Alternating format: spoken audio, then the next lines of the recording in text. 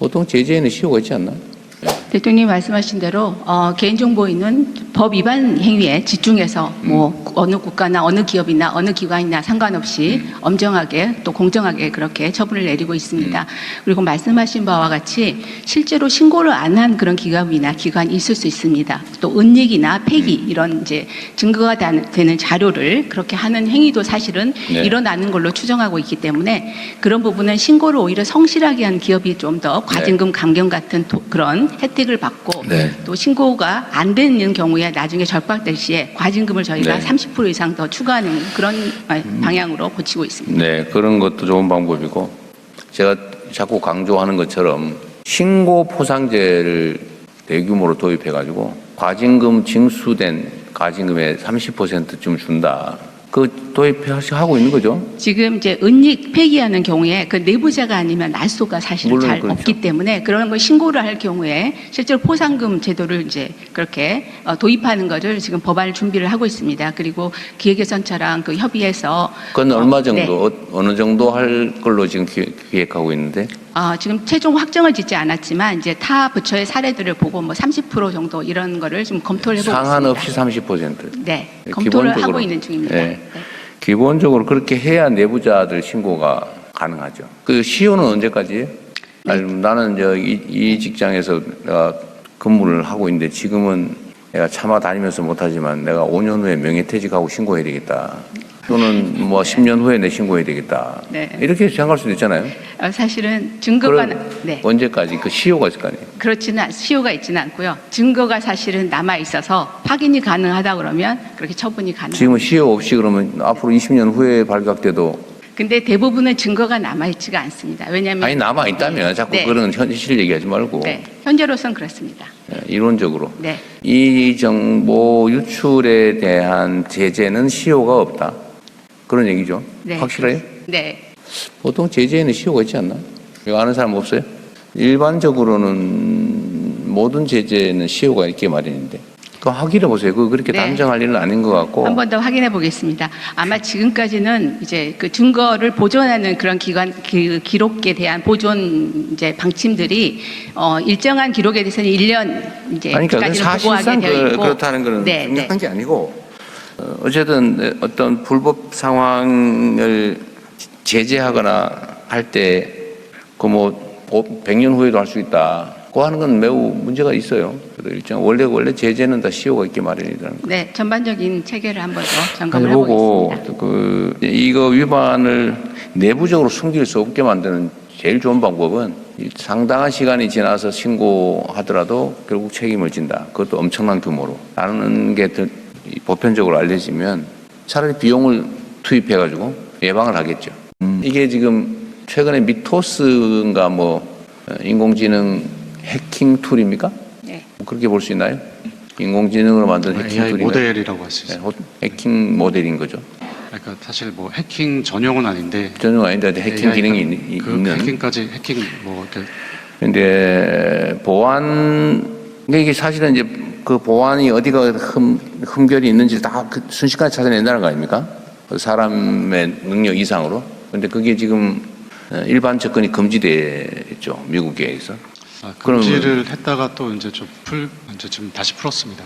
다시 풀었어요? 언제? 최근에 다시 좀 제한적으로 좀 풀었고. 그러다 언제 또 막을지 모르죠. 네, 또 언제든지 막힐 수 있고 또 이제 그렇죠. 중국에서도 또 그런 기미를 보이고 있습니다. 그래서 그거는 막힌다고 보고 우리가 대비해야 될 것 같고요. 그럴 경우에 이거 언제 뭐 어떻게 될지 모르죠. 우리가 무방비로 있다가 다른 사람이 우리 집 대문 이렇게 막아주고 있다가 기분 나쁘네. 그러다 확 열어버리고 자기 마음대로 가버리고 그럴 수 있잖아요. 그렇게 되면 안 되죠. 예를 들면 어딘가가 뚫릴 가능성이 있다. 이걸 누군가가 체킹을 해야 되잖아요. 물론 뭐 자체적으로 열심히 하겠죠. 방화벽인지 뭐 이런 거 설치하고 과연 이게 해킹에 뚫릴 수 있나 없나 나름은 자기들끼리 점검을 할 텐데 이게 어딘가 틈이 생기는 경우가 있다는 거고 그걸 틈을 뚫고 들어오면 엄청난 사고가 발생하는 거 아닙니까? 근데 이거를 예방적 차원에서 원래 화이트 해킹이라고 하나요? 예방적 차원에서 좀 이렇게 이 길이 뚫리는 길이 있나 없나 체크하는 거는 화이트 해커들이 체크를 합니다. 그걸 산업화하거나 아니면 하나의 기관 아니면 기관이나 뭐 이런 데서 한 번씩 뚫리나 안 뚫리나 한번 해보는 거는 혹시 정책적으로 있습니까? 한국인터넷진흥원 합법적 정책적으로 있느냐? 네, 키사에서 그런 모의 해킹도 하고 화이트 해커를 통해서 그 특정 기관의 어떤 침투를 또 해봅니다. 근데 법률적 근거가 없으면 민간 기업이나 이런 데 뚫고 들어가면은 처벌될 것 같은데. 네, 그래서 그 법률적 근거를 지금 마련하는 만들고 제도를 있어요? 지금 네. 추진하고 있습니다. 네. 어쨌든 그 피해를 끼치지 않으면서 예를 들면 이런 루트가 뚫려 있다고 하는 걸 꼭 본인 동의가 있어야만 하는 것도 문제고 피해가 생기지 않는 범위 내에서는 동의 없이도 동의하면 문제가 없으니까 동의 없이도 이렇게 체크해 보는 거를 허용하는 법을 만드는 중이다 그 말이에요. 네, 그 일정 기간 동안에 사실 그 기관이나 기업이 열어놓고 화이트 해커가 침입을 하더라도 그게 법적으로 문제가 없을 수 있도록 하는 게 뭐 CBDP 같은 이런 제도들이 있습니다. 그걸 도입하는 거를 지금 네, 추진하고 동의 없이 있고. 어쨌든 네, 뚫어보는 거 네. 피해만 그치지 않고 그 동의 없이 가능한 법을 만드는 중이다. 네, 네, 알겠습니다. 그러면 관련 기업들도 사실은 그런 측면에서는 좀 육성할 여지가 있겠네요. 뭐 그 예를 들면 개인이 취미 삼아 하는 수준을 넘어서서 아예 이걸 하나의 사업으로 만들 수도 있을 것 같은데. 네, 아까 그 동의 없이 말씀하신다는 게 해당 기업이 내가 모의 해킹을 하겠다고 하면 그 해당 기업이나 기관하고 합의하에 열어놓는 이런 식으로 하는 그거 겁니다. 뭐 할로 법이 필요해. 그냥 네. 하면 되지. 근데 그렇다 그 열어놓는 내가 기관에도 그래서 자꾸 물어보잖아요. 동의 없이 할 수 있게 하는 법이냐고. 네, 그 열어놓는 기간에도 물론 이제 그건 뭐 저희 개보위가 하고 있는 부분은 아닙니다만 그 열어놓는 기간에도 다른 또 해커들이 들어올 수가 있기 때문에 그럴 경우에 이제 일정한 그 요건을 정해가지고 합의해서 하는 내가 계획인 약간 겁니다. 무지해서 그런지 네. 열어놨는데 누군가 지정한 사람이 들어와 보는 거는 그거는 법이 필요 없죠. 그냥 지금도 하면 되는 거 아닌가요? 내가 말한 거는 그런 그런 아주 그 심각한 경계감 없이 그냥 운영하는 거의 대부분이 그러고 있잖아요, 지금. 사고 나면은 이제 큰일 나는 거고. 그런데 그전에도 뭐 잘 되겠지 뭐. 설마 이 정도로 뚫겠어. 그런데 구멍이 다 있다는 거 아닙니까, 지금 현재로. 근데 그 구멍을 알면은 대책을 세울 수 있잖아요. 네. 근데 그 예를 들면 국가기관이든지 민간이든지 실질적 피해를 끼치지 않으면서 점검해 주는 거 아닙니까? 쉽게 말하면. 그 점검을 하려면 원래 본인 동의가 있으면 법 필요 없죠. 네. 자기들이 알아서 하는데 뭔 법이 필요해요. 그런데 내가 말하는 거는 정부 산하 기관이든지 아니면 정부가 뭐 위탁을 하든지 아니면 민간이든지 어느 회사에 한번 뚫어보고 실질 피해는 끼치지 않고 통지를 하든지 뭐 절차를 취한 다음에 아니면 정부에 신고하든지 한 다음에 뚫어보고 이런 단점이 있습니다라고 하는 게 허용이 돼야 될 것 같아요. 제가 보기에는. 실제로 피해 안 끼치면 예를 들면 경찰관이 다니면서 나무 집에 가보고 이 담장이 뚫렸네? 이거 도둑이 넘어갈 수 있겠는데? 이렇게 지적할 수 있잖아요. 대통령님. 그렇게 할 수 있는 법적 네. 근거를 만들고 있냐 그 말이에요. 지금 일반적인 모의 해킹은 말씀하신 것처럼 이제 협의하에 다 이루어지고 있는 건 지금 또 되고 있고요. 이제 아마 동의를 일일이 다 받지 않아도 일정 기간 동안 할 수 있는 거에 대한 그 제도 도입을 이제 말씀드린 겁니다. 네, 그걸 좀 더 정정하겠습니다. 대통령님, 네. 과기정통부의 정보보호 네트워크 정책실장입니다. 어디서 일어서서 한번 얘기하십시오. 어디 계세요? 여기 있습니다. 말씀하시죠. 네네. 정보보호 네트워크 정책실장입니다. 지금 현재는 대통령님께서 말씀하신 대로 동의 베이스로 과기정통부도 한 2천여 개 기업들 동의 베이스로 이제 서비스를 하고 있고요. 그건 도와주는 거고. 맞습니다. 예? 그건 도와주는 거고요. 맞습니다.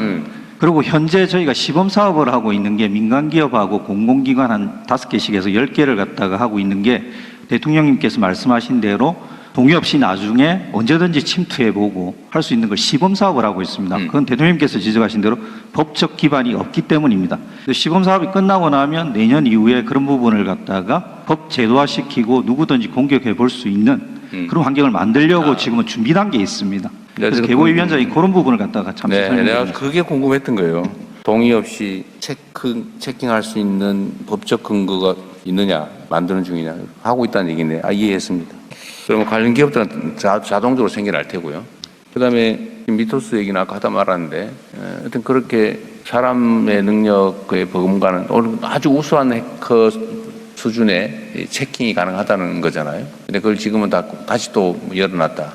언제 닫을지 모르는 거죠. 사실 취약점을 굉장히 쉽게 찾아낼 수 있고 공격할 수도 있고 또 방어 측면에서 우리 준비를 해야 됩니다. 그런 그렇죠. 측면에서 지금 현재 우리나라도 이제 독자 AI 파운데이션 모델을 자체적으로 하고 있는데 그 정도 수준 갖고는 좀 대응하기는 어렵습니다. 그래서 저희는 두 가지 좀 전략 대응을 좀 준비하고 있습니다.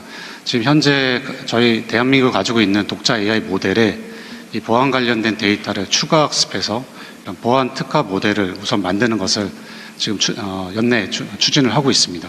그리고 근본적인 대응을 하기 위해서 사실 이런 미토스카 모델이 보안에만 특화된 모델이 아니라 굉장히 고도화된 어떤 프론티어 모델이 되다 보니까 이런 보안 문제도 쉽게 풀 수 있게 된 겁니다. 그렇기 때문에 우리도 이런 어떤 고도화된 어떤 프론티어 모델 개발에 대한 좀 고민이 필요합니다.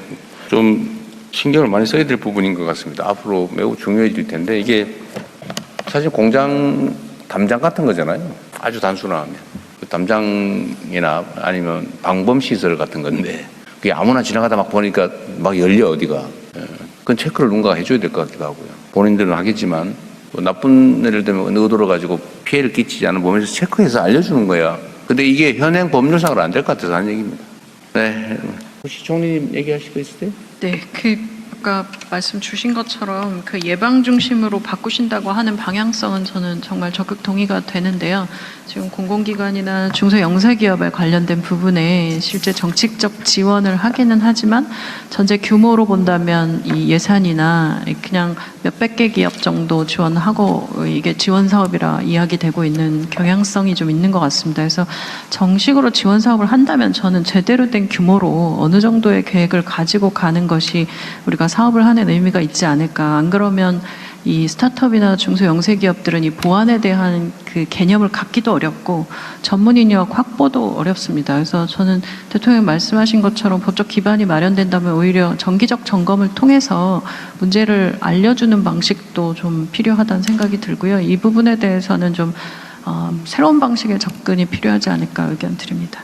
만약에 그런 법적 기반이 만들어지면 해커 양성이라고 하는 것도 사실은 그냥 일종의 공모 형태로 뭐 예를 들면 침투 경진대회를 하든지 해서 그중에 유능한 사람들을 사실 뽑을 수 있잖아요. 실제로 보안 산업이라고 하는 것이 굉장히 유망한 산업이고 여기에 이 그 하게 될 전문 인력을 기른다는 측면에서도 저는 전략적으로도 접근해봐야 될 부분.